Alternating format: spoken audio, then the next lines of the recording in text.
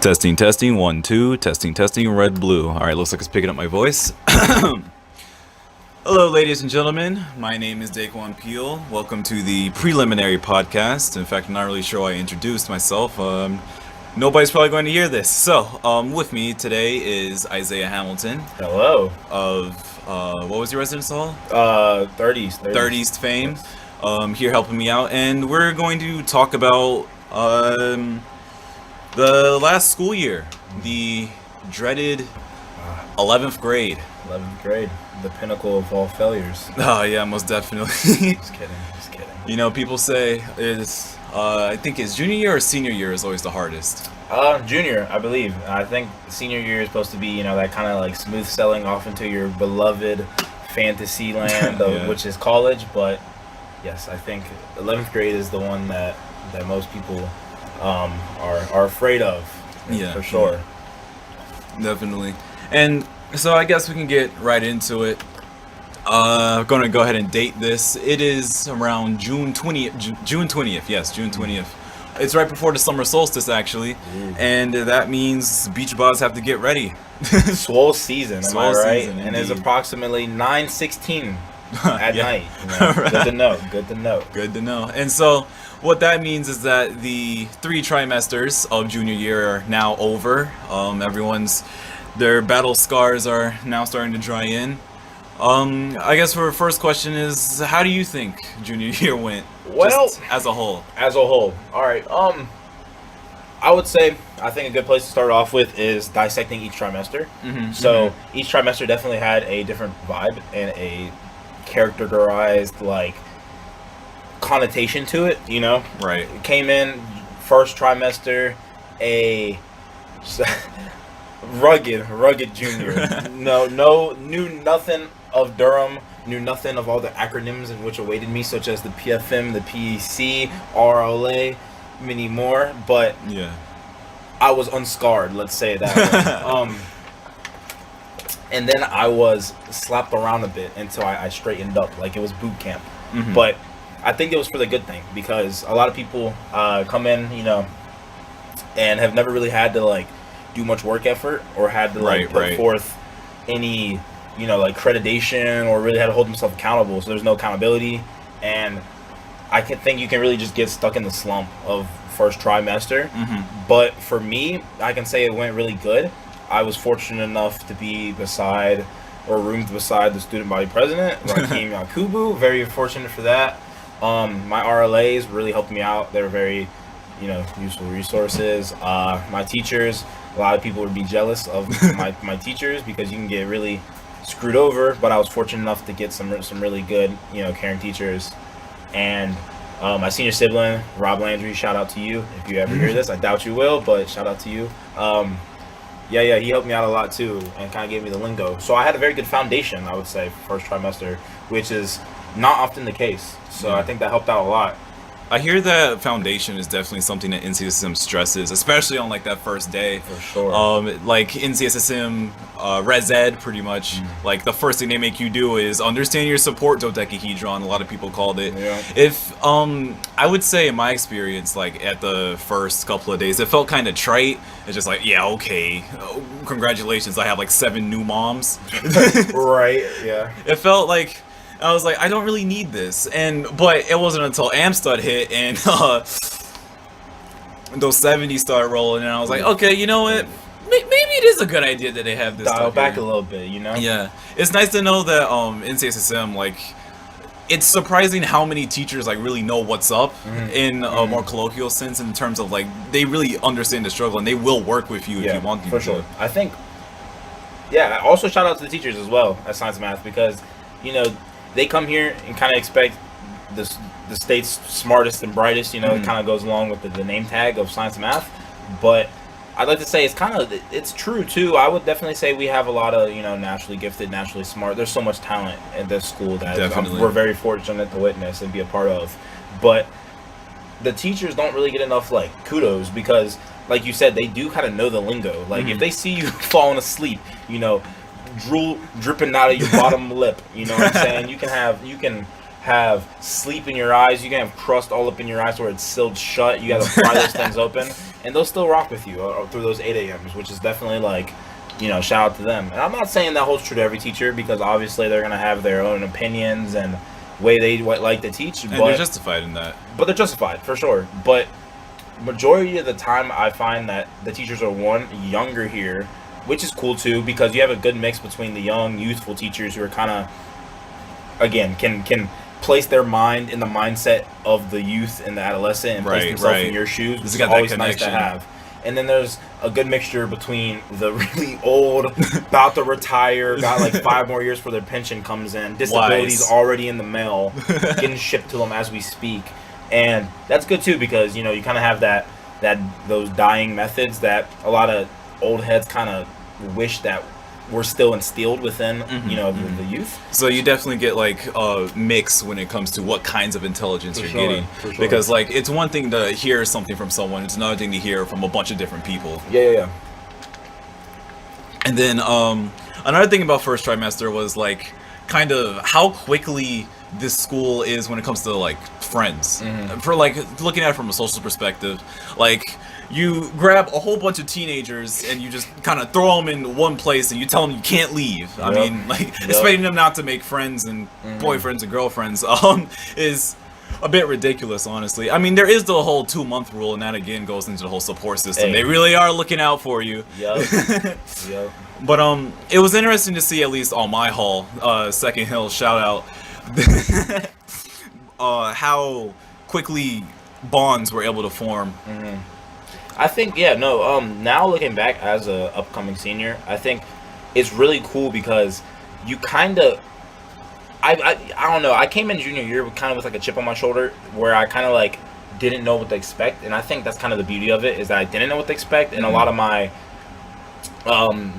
preconceptions were disproved, and it was the great thing. It was the greatest thing ever, I think, because it was like I had this bad taste in my mouth. Like, I had a chip on my shoulder where I was like, I got to go in here and I got to show them what's up. You know what I'm saying? I got to alpha all these people. Gotta flex. Bro. I got to flex up on these people.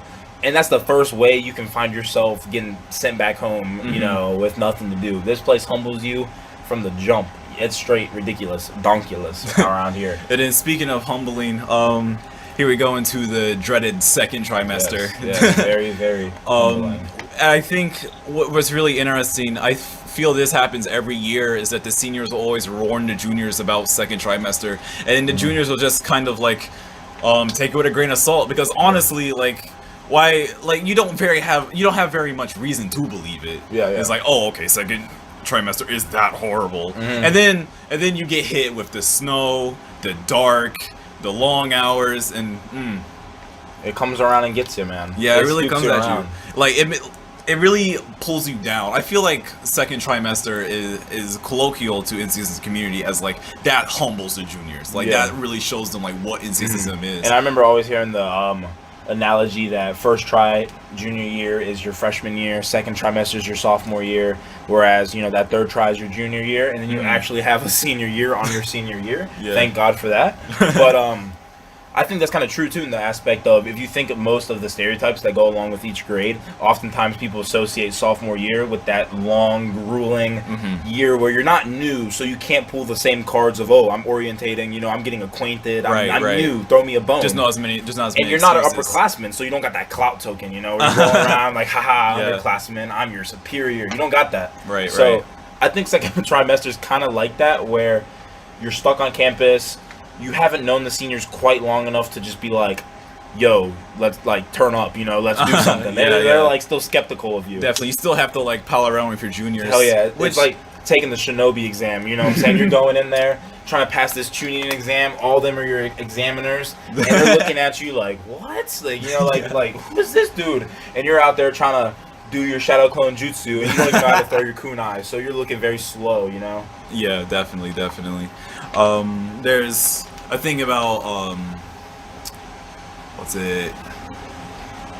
I forget about it now, but there was one interesting thing that I want to talk about when it comes to second trimester is like the bonding. I would say that because of the fact that second trimester is like so incredibly grueling, that like it really brings people together, because it's been seen like all throughout history is that struggle brings people together. Yeah, for sure.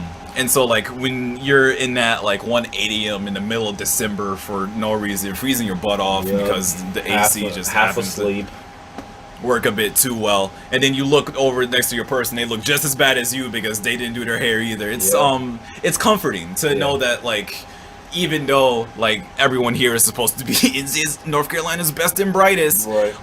that we're still human. Yeah, Definitely. sure. And I think that's where the like most people, you know, they come to science and math with aspirations of research, of, you know, taking courses in which they want to I don't know, get into their dream college, right? Right. But I think the things I'm gonna look back and reflect upon the most and remember the most are like what you said, those moments where you're just down in the slumps and you look to your left and right and they're in the slumps with you. Yeah. And that was all trimester 2. And for as much as people, you know, like ragged trimester 2, I also took an overload that I think was really worth mentioning. And for all the people that don't know, that's when you take an extra class than what was required. So 6 course, 6 right? rather than 5. Yeah. And then I had basketball during that time as well, on top of student government.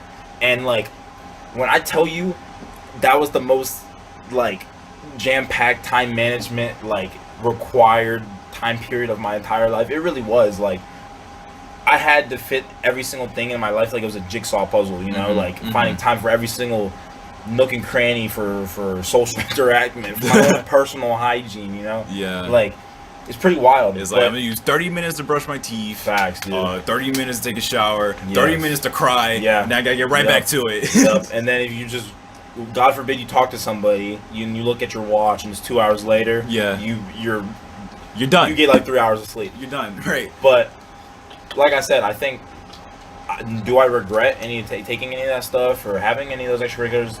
No, definitely not. I think it was the best decision because it lets me know like my limits, you know, and I think that's good for every single person to find, regardless of what it actually is for, you know, he or she.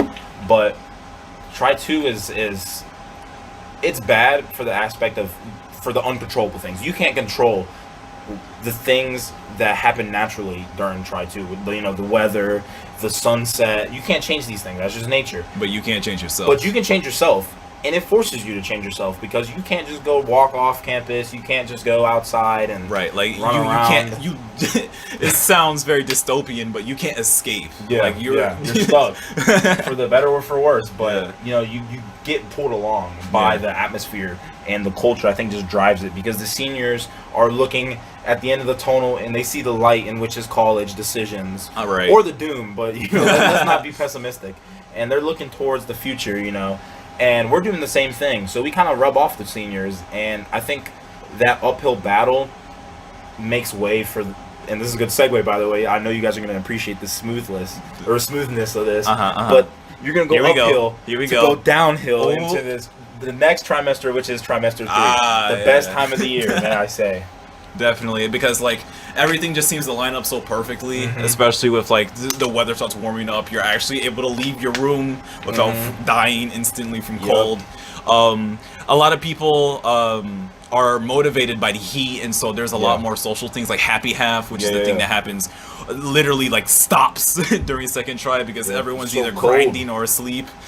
Or not to mention it's cold. Right. And it kind of defeats the purpose because, well, you kind of had the luxury of sleeping, but for me as a hut resident, we had to spend hours on end outside anyways. I heard about the fire alarms. But, you know, it's okay though. More bonding, I guess, if you want to be optimistic. I still have to pour one out for my hunt homies.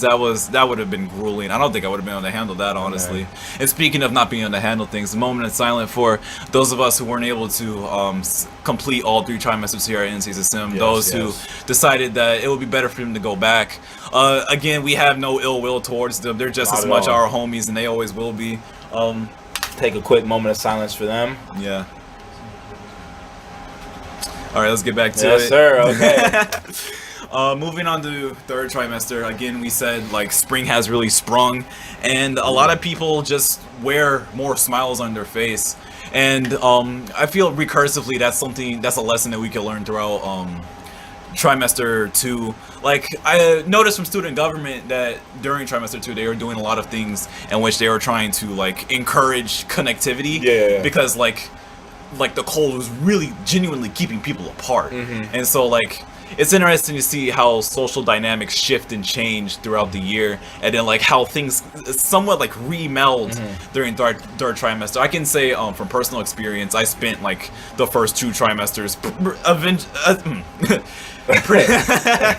essentially a hermit. Didn't really go outside much, just kind of kept to myself, played video games, studied. But third trimester I was like, you know what, I mean, too much of a good thing is probably a bad thing, so I really stepped out my comfort zone, went outside more, which was good for vitamin D and whatnot. I think for me, I really tried to do that from trimester 1 from the jump, and I'm not bashing you or anything, by the way, but of course. But it was really important for me, for my science math experience coming in. I wanted to try things I'd never tried before. I wouldn't be having this conversation with you right now if it weren't for, you know, like that same stepping out of that my box, my comfort zone. I took up Africa Fest. Not in a million years would I have really thought I would be participating or even performing in that. And you did well. And it was a really great time because like you just saw the community come together in a way in which we had never really saw it. You know, for, like at least for the juniors. Definitely. So yeah, I think stepping out of your comfort zone was something that just meshed perfectly with each trimester because, like you said, you know, you step out early when everyone else is stepping out, and you know, like everything's weird first trimester. No one knows what's going on. Everyone's literally in the same shoes as you, in the same boat, and you all are stepping out, you know, into the great wilderness, trying to attack science and math. And then you get through that portion, get to trimester 2, you're at your bottom of the barrel, you're as lowest as you can go, and you're still trying to just try something new because you don't have any other option because you're completely bored, you know? And then trimester 3, after all that stepping out, if you do some more stepping out at this point, that's the chance you really get to start, I think, personally, meeting a lot of the seniors, you know, definitely. Start formulating some bonds. You know? From like moving more to like a professional standpoint, you're starting to make those like lasting connections with people that can really help you, give you a leg up in your career. Yeah, and I think oftentimes you see most of the seniors' regrets being having not met people or certain individuals earlier on, and for juniors not meeting those seniors earlier on. But the one thing I think is a commularity or like a similarity between all the trimesters is that no matter what point of the year it is, there's always people trying to make more friends, which is awesome because, you know, each trimester I saw before my eyes my network and my, you know, friends list, so to speak, just expand, you know, and it was awesome. Definitely. It was awesome because it's like you get introduced to one group and you make friends, right? You have your central circle, your core, or whatever, and each person's different. You might be introverted, you might only need a couple friends, you know, and that's awesome. That's great. But for me, I think it was really having different people I could mesh and vibe with when I was in those different mindsets as well, because I tend to absorb the energies of the people around me, and I think that's very critical to my personality. So if I'm with a whole bunch of people, and I'm not trying to like jab anybody, but if they're in a downward slump, I'm gonna be in that slump with them. And I guess you could call me a ride or die, but I'm a ride or die because like whatever you're feeling, I'm feeling with you. You know, whether that be for good or bad. And I think I tend to stay in the slumps with those people a little too longer than I need to be. So I think meeting new people was really important for me because I could go out and, you know, that refresher. It was like you got that stank breath because you ain't brush your teeth. You take two sticks of gum, you know, and you're just smelling great again. That's kind of what that was. And it was like leaving the barber after a fresh cut. You're just looking straight. It feels crispy, good. It feels good. It was quite the well said allegory. Very eloquent. But one thing that's very interesting about like the interconnectivity of NCSSM is like both how the positives that you stated and the fact that like it's a feedback loop in terms of energy, but like it's that positive and also that negative. And a lot of one thing that people also really point out about NCSSM, I think it probably is one of its biggest criticisms, is like the Facebook pages. For being honest. A lot of people say that anonymity on the internet is probably one of the biggest blights on humanity. But even without it, that Facebook page, like there's things that go on there that shouldn't. And it's a microcosm of the internet as a whole. Yeah. But it's interesting to see how like some people will even act like one way online and then be completely different in real life. And I think you kind of have to. You gotta parse through that. You have to take that with a grain of salt, right?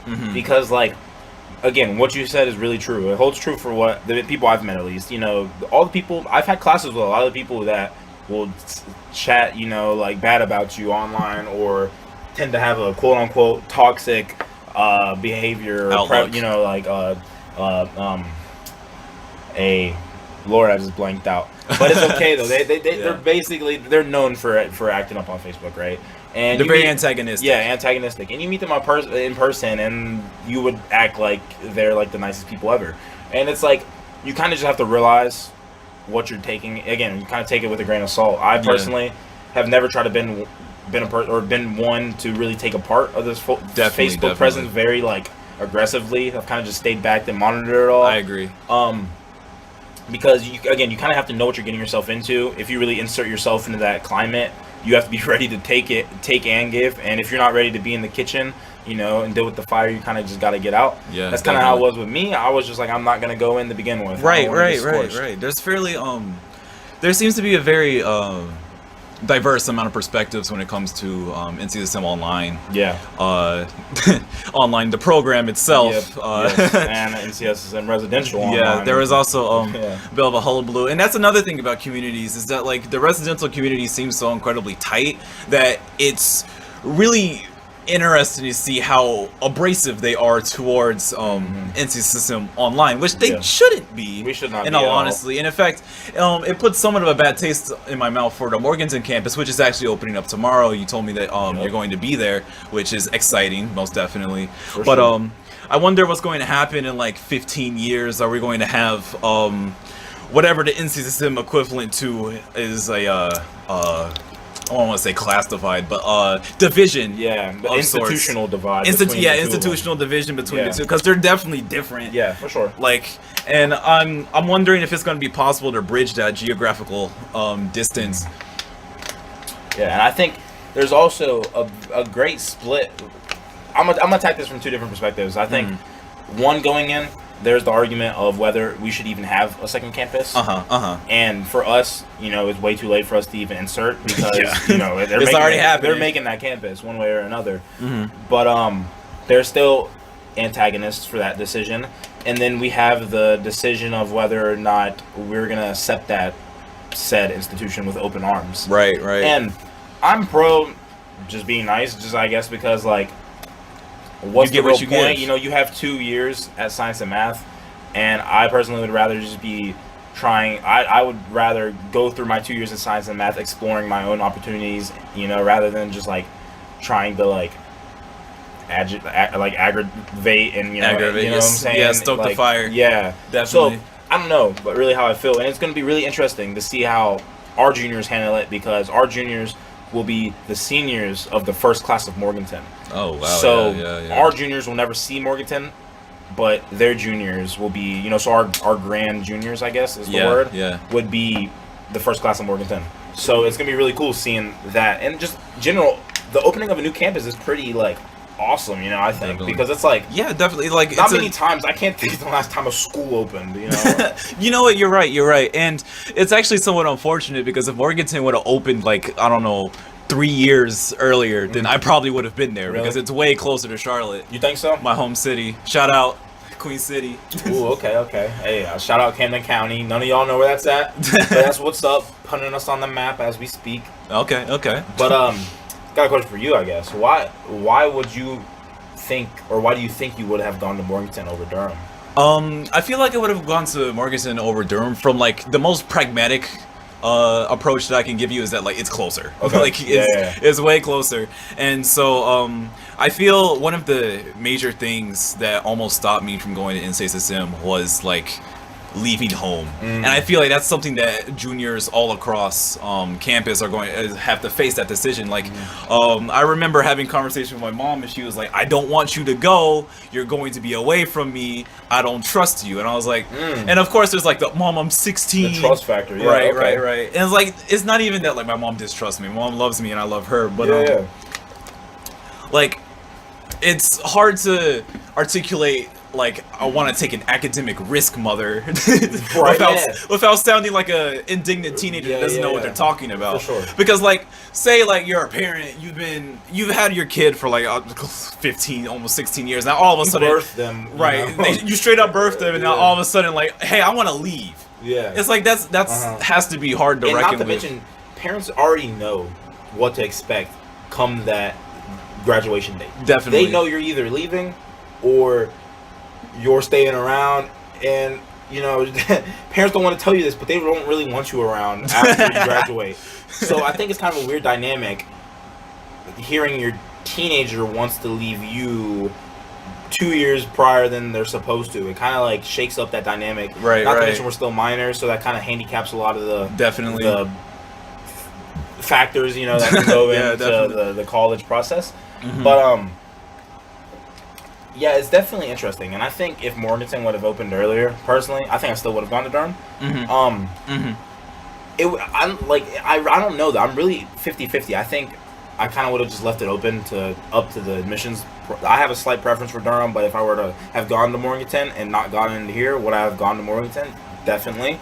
But it would have been really cool to be in the first couple of years of Morganton, just for the fact of like building the culture. You know, because we are the 40th class now. Yes. And we go through science and math, and the things we take for granted. Yeah, we kind of live in the shadows to the first class, you know. Yeah. And so, like, it's also interesting because, like, that first class, like, they're going to put generations, like, 15, 20 years from now, like, in the same position that we are now. Yeah. Because, like, we walk on the shoulders of giants. Mm-hmm. Yeah, it's definitely awesome coming from a student government perspective, because I got the privilege to help out and build or draft up the proposal for Morganton's student government. Ooh. Right? So, like, let's say 10 years from now, you know, if I see their student government just, like, taking it off, it's gonna be really nice. And I'm not trying to be like cocky or whatnot, but I just think it's gonna be really cool to just like look back and be like, I proposed to you guys. Did that. You know, I proposed to you guys. Wow, that's great. That's awesome. Y'all wouldn't exist if it your weren't power for me. derives from me. I'm gonna come back like some crazy like final villain to have like, a monocle. Their dialogue. You know, they're gonna be like, oh, we want grants. We want a bigger budget. I'm gonna come along and go, you don't get nothing. You know, like, the Supreme Overseer of NCSSM. Like, who are you? I'm gonna be like 40 years old by this time, and it's gonna be some, like, definitely. little, just me like smacking around like little kids, you know. And then be like some grown adult. You know, I'll probably get like arrested or some crazy thing. You know? I mean, yeah, if you smack a little kid, probably. Yeah, for sure. But like, at least in a metaphorical sense, you definitely have like that weight. Yeah. When you would show up, but like on the other side of that coin, like how many of those children like really know who you are? No, that's crazy too, because we have a and this is really cool too, because this is kind of going off a tangent, but I'm gonna loop it back around. All right. Going when we were kids, when we were children growing up, you know, as pure little children running around in our diapers, pooping and peeing on ourselves, knowing what awaited us, right? We had no idea of the technology that awaited us, and I think we are truly one of the first generations to have been born prior to the, I guess you can say, the dawn of technology, modern technology. Because like the web 2.0, when like social media really started taking. I was 2004. Yeah, that's what I'm saying. And then iPods roll around, come along with iPhones. All this stuff just happened before our eyes. You know, I remember Angry Birds coming out. That was like the first app ever, along with like Fruit Ninja. You know, and then like now it's like we're on like Angry Birds like 5, there's, like, TV shows and stuff. It's like what? But like, my point is that like, you come back, you know, and the point I was making is that looking through, we have student government archives, right, for each session, and they're all on Google. So we have Google Drives with all the previous Google Drives within it. So it keeps like exponentiating into like some bigger mass product, in which is the archives. And you know, it's really unique seeing our names in our class in that thing now, because like I said, I can remember a day where like there was no Google Drive, there was none of that. Definitely. And now, like I said, like the point, you know, this is the beauty of getting back to what I was saying. All right. Is that we're gonna come full circle, and like like you said, those kids 10 or so years are not going to know any of our names. Same way we walk down Hill Street and we look at the benches, we may not know that senior, but we do know the legacy of it. You know, we do know the impact of what it is, because we lived through our seniors, same way that our seniors lived through our grand seniors, and you know, and that continue, et cetera. But it's gonna be really unique seeing a whole new campus flourishing, and really seeing if they want to pick up on the traditions we made, right, or make their own, because like, I'm not gonna lie, I would be kind of jealous if they do some awesome stuff over there. Yeah, definitely. And I'm like, that wasn't even a part of our culture. You know, we didn't even know what that is, and like, it's definitely bound to happen. Yeah, but they have the seniors engrave their names on the PFM plates. Yeah, or something wild, like, you know, like you like save one stale cereal, and then some kid has to eat that bowl of cereal 10 years later, or some nasty stuff, you know? Like, some wild traditions. But like, not saying I don't want to take a part in eating 10-year-old stale cereal, but just, you know, to get my point across. But like, I don't know, I think it's really But cool. just like the feeling of like missing out is both, you feel kind of like nostalgic, and the fact is like you wonder what our senior, our grand seniors, what they're missing out on. And it's like the things that we're taking for granted right now, for example, like sitting over, like starting up a podcast. We had actually had some flames of upstart before. In fact, there was a thing called NCSM Radio. Ooh, okay. Yeah, that was really interesting. I want to take more of a look into that, but I mean, first we got to get the prelims out. We might be coming up with a podcast for Sports Talk. I know this is kind of a self-plug. All right, go ahead. You know, we might be coming out with, again, I'm going to restate it, a Sports Talk podcast. All right, cool. With science and math interjected right into that. And you might be thinking to yourself, nerds talking and analyzing about sports. What is this? You'd be surprised. You would definitely be surprised, let me tell you. But yeah, that might be coming across. Definitely. So I'll have to keep an eye out. I'll keep an eye out. And that's it's getting close to check, which is the unanimous NCSSM I guess footnote for stopping. Yeah. And so I guess anything you're doing. Definitely, yes. Very military. But I guess for the last couple of minutes, I don't have a very time frame per se. Like it goes without saying, a lot of this was not planned, which for sure. Some of the best things come out of unplanning. Like that's how we got penicillin. Wing it till you make it. Yeah, fake it till you make it, man. Fake it for sure. But I guess, say someone actually does end up hearing this like one day, 5 years from now, 10 years from now, 20 years from now. What is advice that you would have for juniors, not just from next year, but something that would like...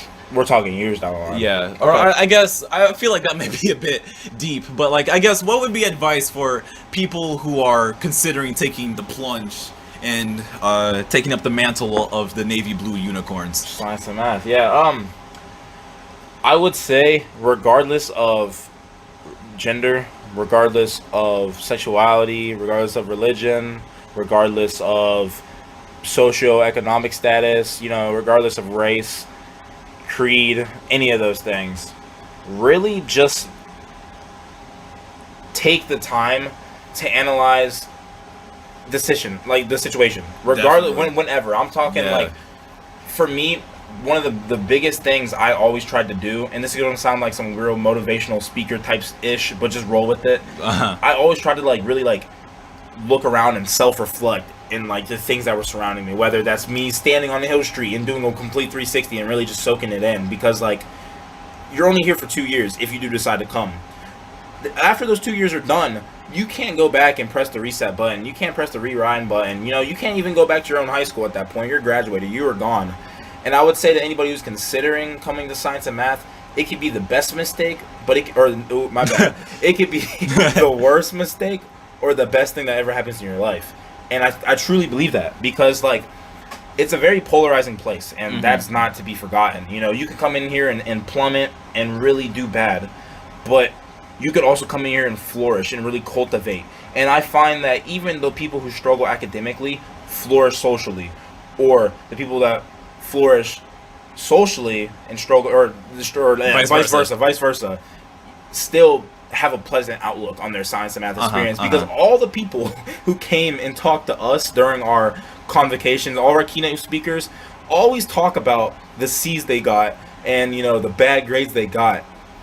But you look at their career and their job title or their diploma and or the the letters beside their name, and it doesn't mean nothing in 10 to 15 years to them. You know, that's just another letter grade. That doesn't define them. Definitely. And I think that you really just have to, like I said, really just soak it in and reflect and be optimistic, be open-minded, you know, because like there's so many people that come here and meet their future spouse. You know, there's so many people that come in here and find their passion. There's so many people that come in here and get in their dream school.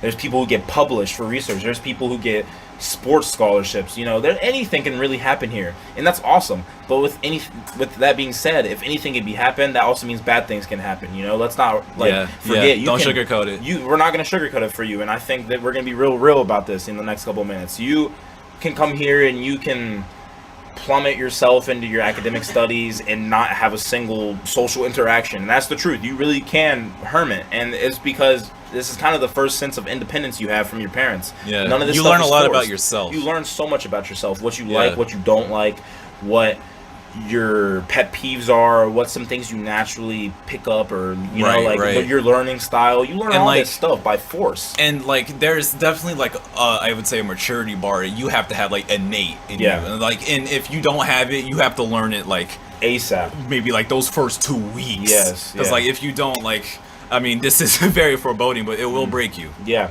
And yeah, I don't know. I think I'm not trying to get into so many specifics about like what you should do academically or study tactics. I don't know. I think you'll get a lot of whatever class you are or whoever's hearing this, you're gonna get a lot of that shoved down your throat.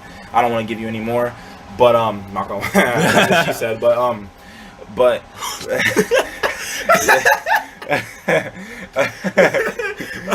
sorry. Okay. All right, my bad. I just wanted to do it so no one else could say it. All right, and you then clown me later on. I understand. But yeah, I think that you have to look at the upsides, and you gotta always weigh the pros and cons of every situation at science and math, or post science and math, or pre science and math. Yeah, and I would say no matter what, you have to keep moving forward. You have to keep chugging, and that's the thing that's awesome. Again, like I said, you can excel at science and math. You can excel at your homeschool, and then plummet at science and math. Yeah. You can go into really deep depressions. You know, you can go on stages where you just don't want to interact with anybody. You skip classes. There's some people who literally just don't show up to classes because they don't think that it's going to go well. You lose your sight. You lose your sight and your confidence. But it's really important to stay focused on what your goals are. Reevaluate again what your goals are. If you come into it thinking, "Oh, I want to go to an Ivy League," and you come in and catch 3 straight C's in a row, okay, you have to reevaluate a little bit, and be practical with yourself. Definitely. Be real. Be real with yourself. You're at a school with all top dogs. Every single person around you was a top dog, if not close to being a top dog. You know, there's people good at. Every single person here has a talent. You got to remind yourself that you have talents too. And there's a place and there's a niche for you, regardless of what character, you know, what instrument you play, any of that stuff, you know, extracurriculars you like. There's a place, there's friends for you to have up here. I've never met a single person who's against making more friends or anything at science and math, and that's pretty cool. Yeah, but I can second that. Even alums, you know, people always complain about. Again, people never complain about not taking this class or not doing that. They always talk about the social stuff that never happened, and I really try to carpe diem everywhere I go. You know, and just kind of it's a good mindset. Go up, you know. It's a really good mindset because you never know when can be your last fill in the blank. You know, you might wake up and not have that PFM no more, and you were dissing it for the past 2 trimesters. But let me tell you, now looking kind of we're good. On the summer program. I have $300 of food in my fridge now. I see it. Whereas that could have been free, you know. So shout out to the PFM. Count your for blessings. It up. Count your blessings. Yeah. I feel like we should start wrapping it up here. All right. I want to thank you for joining me on this endeavor. It made me cry. Don't cry because it's over. Be happy because it happened. Yes. You are an extremely good talker, I would say. In fact, the fact that that last speech at the end was all off the dome really helped seal the deal about why you're on student government. Well, not that this was sponsored. Me. But it was a pleasure talking to you. You as well, good sir. There's that shake going on. You can't see it, but I'll try to sound effect it. Okay, there you go. All right. Cool. Yeah, I'm gonna call it here. Bye. See ya.